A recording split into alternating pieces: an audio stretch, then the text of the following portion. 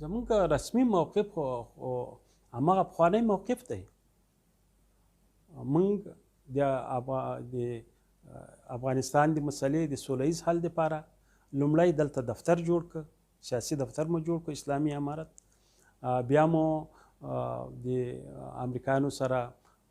مذاکرات وکړل او دا مذاکرات نه دا چې دغه یو کال وشول، بلکې تیر نور کالونه هم سوي دي، که څه هم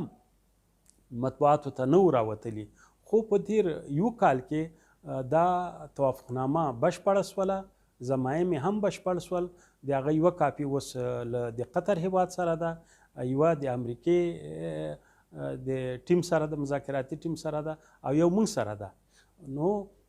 زموږ موقف دا دی چې دا د افغانستان د مسئلې حل ده، ځکه چې په هغه کې د اشغال خاتمه هم موجوده ده، د افغانستان د خاورې نه استعمال د نورو هېوادونو، د امریکا او د نورو هېوادونو په خلاف باندې هغه هم شته، کې په هغه کې بین الافغاني مذاکرات هم شته، او یو دایمي سوله او په اوربند باندې خبرې کول هم شته.